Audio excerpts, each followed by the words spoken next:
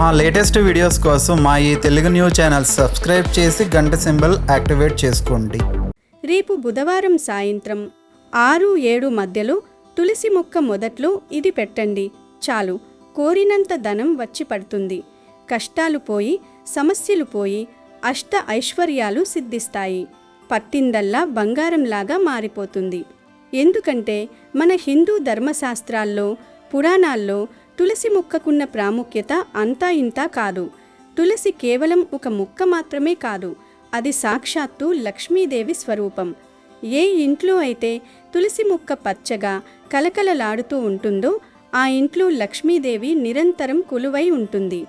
తులసి కోట ఉన్న ఇల్లు ఒక దేవాలయంతో సమానం. తులసి దళాల నుంచి వచ్చే గాలి ఇంట్లోని ప్రతికూల శక్తులను పారద్రోలి అనారోగ్య సమస్యలను తొలగించి మనశ్శాంతిని ప్రసాదిస్తుంది. తులసిని పూజించడం వల్ల సకల పాపాలు తొలగిపోయి పుణ్యఫలం లభిస్తుంది. అయితే ప్రతిరోజు మనం తులసికి నీరు పోసి దీపం పెడుతుంటాం. కానీ కొన్ని ప్రత్యేకమైన రోజుల్లో, ప్రత్యేకమైన సమయాల్లో చేసే చిన్న చిన్న పరిహారాలు మన జీవితాన్ని మలుపు తిప్పుతాయి. ముఖ్యంగా బుధవారం సాయంత్రం వేళ తులసి మొక్క వద్ద చేసే ఒక చిన్న పని వల్ల అద్భుతమైన ఫలితాలు ఉంటాయి. రేపు బుధవారం సాయంత్రం 6 గంటల నుంచి 7 గంటల మధ్యలో తులసి మొక్క మొదట్లో ఈ ఒక్క వస్తువును పెట్టండి. చాలు, మీ జీవితంలో కోరినంత ధనం వచ్చి పడుతుంది. ఆర్థిక ఇబ్బందులతో సతమతమవుతున్నవారు, అప్పుల బాధల్లో ఉన్నవారు, సంపాదన నిలకడగా లేనివారు ఈ పరిహారాన్ని తప్పక పాటించాలి. ఈ ఒక్క చిన్న పరిహారం వల్ల మీ కష్టాలన్నీ పటాపంచలైపోతాయి. ధన సమస్యలు తీరిపోయి మీరు వద్దన్నా సరే ధనం మీ ఇంటికి వెతుక్కుంటూ వస్తుంది. లక్ష్మీదేవి అనుగ్రహం మీకు సంపూర్ణంగా లభిస్తుంది. అష్ట ఐశ్వర్యాలు సిద్ధించి మీరు పట్టిందల్లా బంగారంలా మారుతుంది. మీ ఇంట్లో ఎప్పుడూ లేని విధంగా ఒక పాజిటివ్ ఎనర్జీ రావడం మీరు గమనిస్తారు. మరి ఇంతకీ ఈ బుధవారం రోజు తులసి మొక్క మొదట్లో ఏం పెట్టాలి, ఆ పరిహారం ఎలా చెయ్యాలి అనే విషయాన్ని ఇప్పుడు ఈ వీడియోలో వివరంగా తెలుసుకుందాం. ముందైతే ఒక పవిత్ర కథను విందాం. ఫ్రెండ్స్, ఈ పరిహారం గురించి తెలుసుకునే ముందు మీకొక చిన్న విన్నపం. ఈ వీడియో మీకు నచ్చినట్లయితే వెంటనే లైక్ చేయండి. అలాగే కింద ఉన్న కామెంట్ బాక్స్లో ఓం శ్రీ తులసీదేవ్యై నమః అని కామెంట్ చేయండి. ఒకానొకప్పుడు ధర్మపురి అనే అందమైన గ్రామంలో సుమతి అనే యంగ్ ఇల్లాలు ఉండేది. ఆమె పేరుకు తగ్గట్టుగానే చాలా మంచి బుద్ధి కలిగినది. ఇతరులకు సహాయం చేయడంలో ఎప్పుడూ ముందుండేది. సుమతి భర్త మాధవ ఆ ఊరిలో ఒక చిన్న కిరాణా కొట్టు నడుపుతూ ఉండేవాడు. మాధవ చాలా నిజాయితీపరుడు, కష్టపడి పనిచేసే స్వభావం కలవాడు. వారి ఇంట్లో మాధవ తల్లి అన్నపూర్ణమ్మ కూడా ఉండేది. సాధారణంగా అత్తాకోడళ్ల మధ్య గొడవలుంటాయని అంటుంటారు, కానీ ఈ ఇంట్లో మాత్రం అన్నపూర్ణమ్మ సుమతిని తన సొంత కూతురు కంటే ఎక్కువగా చూసుకునేది. సుమతి కూడా అత్తగారిని దేవతలా భావించి ఆమె చెప్పిన ప్రతి మాటను వేదవాక్కులా పాటించేది. ఆ కుటుంబమంతా శ్రీకృష్ణుని పరమ భక్తులు. ఏ పని చేసినా, ఏ కష్టం వచ్చినా ఆ కృష్ణయ్యే చూసుకుంటాడని నమ్మేవారు. ఒకరోజు మాధవ దుకాణం నుండి ఇంటికి వచ్చి ఆ నెల వచ్చిన సంపాదనను సుమతి చేతిలో పెడుతూ, సుమతి, ఈ నెల ఆ కృష్ణయ్య దయ వల్ల వ్యాపారం చాలా బాగా జరిగింది, మంచి లాభాలు వచ్చాయి అని సంతోషంగా చెప్పాడు. దానికి సుమతి మురిసిపోతూ, ఆ నల్లనయ్యను నమ్ముకున్నవారు ఎప్పుడూ మోసపోరండి, ఆయన నామం స్మరిస్తే చాలు మన వెన్నంటే ఉండి నడిపిస్తాడు అని బదులిచ్చింది. వారిద్దరూ అలా మాట్లాడుకుంటూ ఉండగా అన్నపూర్ణమ్మ అక్కడికి వచ్చి, ఏమిటి పిల్లలు, ఇంకా మాటల్లోనే ఉన్నారా? ఇవాళ నా చిన్ననాటి స్నేహితురాలు భాగ్యమ్మ కూతురి పెళ్ళుంది, మనమందరం వెళ్ళాలి, త్వరగా సిద్ధమవ్వండి అని చెప్పింది. అత్తగారి మాట ప్రకారం సుమతి తన వద్ద ఉన్న పట్టుచీర కట్టుకుని సాంప్రదాయబద్ధంగా నగలు ధరించి సిద్ధమైంది. ఆ కుటుంబమంతా కలిసి పెళ్లి వేడుకకు వెళ్లారు. అక్కడ పెళ్లి మండపంలో అన్నపూర్ణమ్మ స్నేహితురాలు భాగ్యమ్మ ఎదురైంది. భాగ్యమ్మకు కొంచెం గర్వం ఎక్కువ, పైగా ఎదుటివారిని తక్కువ చేసి మాట్లాడటం ఆమెకు అలవాటు. అందరూ చూస్తుండగానే భాగ్యమ్మ అన్నపూర్ణమ్మ దగ్గరకు వచ్చి, చూసేవా అన్నపూర్ణమ్మ, నా పెద్ద కూతురికి నీ కోడలికి ఒకే సమయంలో పెళ్ళిళ్ళయ్యాయి. నా కూతురికి అప్పుడే ఒక కొడుకు పుట్టాడు. వాడిప్పుడు చకచకా నడిచేస్తున్నాడు కూడా. కానీ నీ కోడలు మాత్రం ఇంకా తల్లి కాలేకపోయింది. ఇలా ఎంతకాలం వేచి చూస్తావు? నా మాట విని నీ కొడుక్కి ఇంకో పెళ్లి చెయ్యి. అప్పుడైనా నీ వంశం నిలబడుతుంది అని సూటిపోటి మాటలతో అందరి ముందు అవమానించింది. ఆ మాటలకు సుమతి గుండె చెరువైపోయింది. కళ్ళల్లో నీళ్లు తిరిగాయి. కానీ అన్నపూర్ణమ్మ మాత్రం అస్సలు తగ్గలేదు. చాలా కోపంగా భాగ్యమ్మ వైపు చూసి, ఎంత ధైర్యం ఉంటే నా కోడల్ని ఇలా అంటావు? సంతానం కలగకపోతే అది ఆ స్త్రీ తప్ప, అది ఆ భగవంతుడి నిర్ణయం. నా కోడలు నాకు బిడ్డతో సమానం. ఆమె కనకపోయినా పర్వాలేదు. నా కొడుకు కోడలు సంతోషంగా ఉంటే చాలు. ఇంత సంస్కారం లేని నీ ఇంటి శుభకార్యానికి రావటం నాదే బుద్ధి తక్కువ అని చెప్పి వెంటనే తన కొడుకు కోడల్ని తీసుకుని అక్కడి నుండి వచ్చేసింది. ఇంటికి వచ్చిన తర్వాత సుమతి చాలా బాధపడింది. తన వల్ల అత్తగారు అవమానం పడాల్సి వచ్చిందని కుమిలిపోయింది. ఊరిలో కూడా మెల్లగా భాగ్యమ్మ అన్న మాటలు పాకాయి. కొందరు ఆడవాళ్లు అన్నపూర్ణమ్మ ఇంటికి వచ్చి మాధవకు రెండో పెళ్లి సంబంధాలు కూడా తీసుకురావడం మొదలుపెట్టారు. కానీ అన్నపూర్ణమ్మ, మాధవ వారిని గట్టిగా మందలించి పంపించేవారు. ఎన్ని ఓదార్పులు ఉన్నా సుమతి మనసు మాత్రం ప్రశాంతంగా లేదు. ఆమె చిన్నతనం నుండి ఏ కష్టం వచ్చినా తన ఇంట్లోని చిన్ని కృష్ణుడి విగ్రహం ముందే చెప్పుకునేది. ఆ రోజు రాత్రి కూడా విగ్రహం ముందు కూర్చుని, కృష్ణయ్య, నేను చేసిన పాపమేంటి? అందరూ నన్ను గొడ్రాలివి అని హేళన చేస్తున్నారు. నా అత్తగారు నన్ను ఎంతగా సమర్థించినా లోపల ఆమె కూడా మనవడి కోసం ఆశపడదా? నాకు కూడా నీలాంటి ఒక అల్లరి కొడుకు కావాలన్న ఆశ ఉంది స్వామి, నన్ను అనుగ్రహించు అని ఏడుస్తూ అక్కడే నిద్రపోయింది. సుమతి బాధను గమనించిన మాధవ ఆమెను ఎలాగైనా ఆ బాధ నుండి బయటపడేయాలని అనుకున్నాడు. అన్నపూర్ణమ్మ ఒక సలహా ఇచ్చింది. మనం ఇక్కడికి దగ్గరలో ఉన్న కొండపై ఉన్న పురాతన కృష్ణ మందిరానికి వెళదాం. అక్కడి స్వామి చాలా మహిమగలవాడు. సుమతికి కూడా మనసు మారుతుంది అని చెప్పింది. మరుసటి రోజు వారు ముగ్గురు కలిసి ఆ కొండపై ఉన్న ఆలయానికి వెళ్లారు. ఆ ఆలయం చాలా పాతది. ఎవరూ పట్టించుకోకపోవటంతో అంతా దుమ్మి ధూళితో నిండిపోయింది. అది చూసిన సుమతి తన బాధను మరిచిపోయి వెంటనే అత్తగారితో కలిసి గుడిని శుభ్రం చేయటం మొదలుపెట్టింది. మాధవ అడవి నుండి తులసి ఆకులను తీసుకువచ్చి మాలలు కట్టాడు.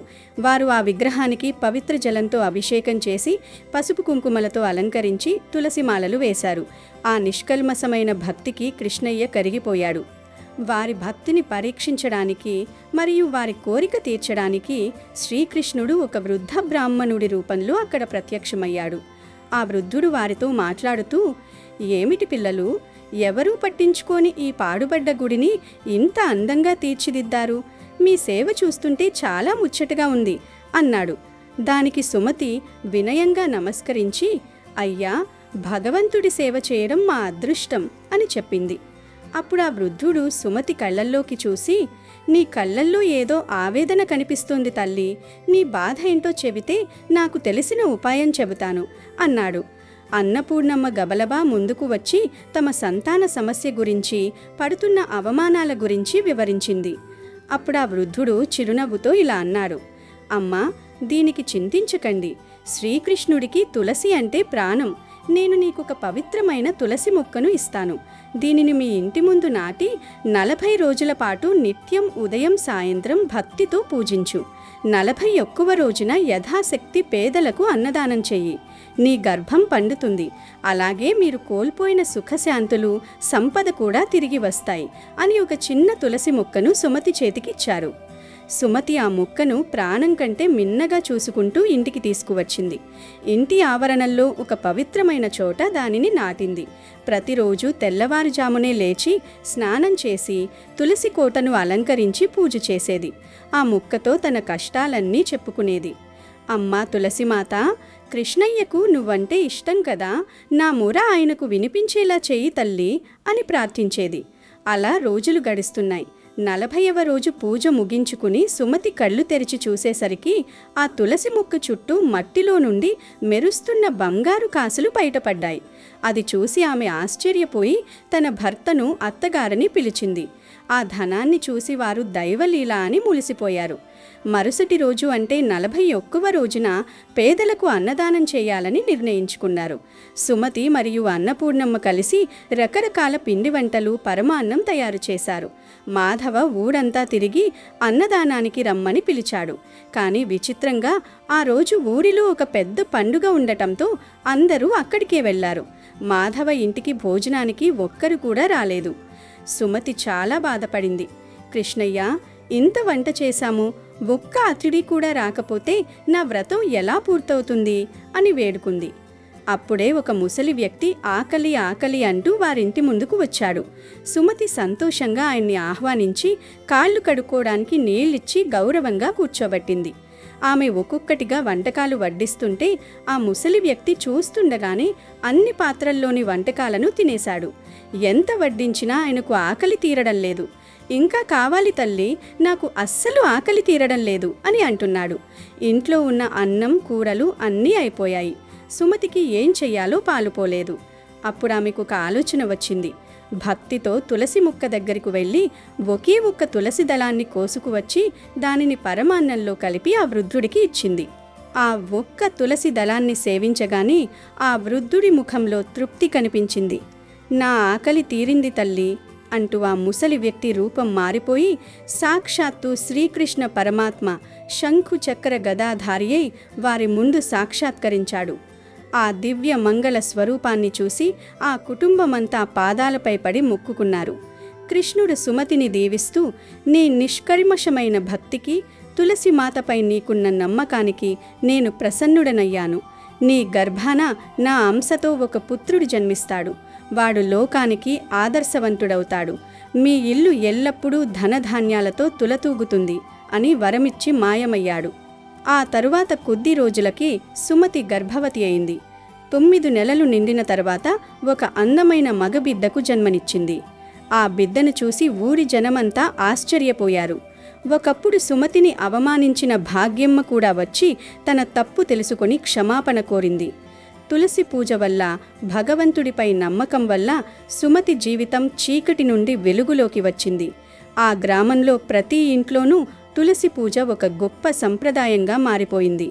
మనస్ఫూర్తిగా చేసే ప్రార్థన, అత్తాకోడళ్ల అనుబంధం మరియు తులసిమాత అనుగ్రహం ఉంటే అసాధ్యమైనది ఏదీ లేదని ఈ కథ నిరూపిస్తోంది. ఇక వీడియోలోకి వస్తే తులసిని వృంద అని కూడా పిలుస్తారు. శ్రీ మహావిష్ణువుకు అత్యంత ప్రీతిపాత్రమైనది ఈ తులసి. ఎక్కడైతే తులసి ఉంటుందో అక్కడ విష్ణుమూర్తి లక్ష్మీమేటుడై ఉంటాడు.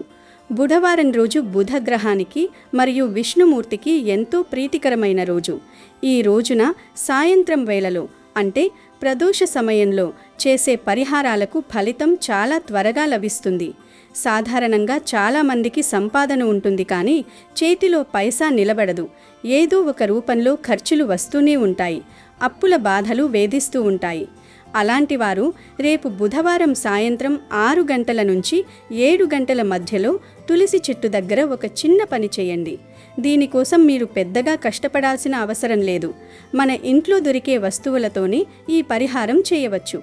ముందుగా మీరు బుధవారం సాయంత్రం 6 గంటల సమయంలో స్నానం చేసి శుభ్రమైన వస్త్రాలు ధరించాలి. ఆ తర్వాత ఒక చిన్న తెల్లటి కాగితం తీసుకోండి. ఆ పేపర్లో చిటికెడు ఉప్పు వేయండి. ఉప్పు లక్ష్మీదేవికి ప్రతిరూపం అని మనకు తెలుసు. సముద్రం నుంచి ఉద్భవించిన ఉప్పు ధనాన్ని ఆకర్షించే శక్తిని కలిగి ఉంటుంది. ఆ తర్వాత ఆ ఉప్పులో కొన్ని మెంతులు వేయండి.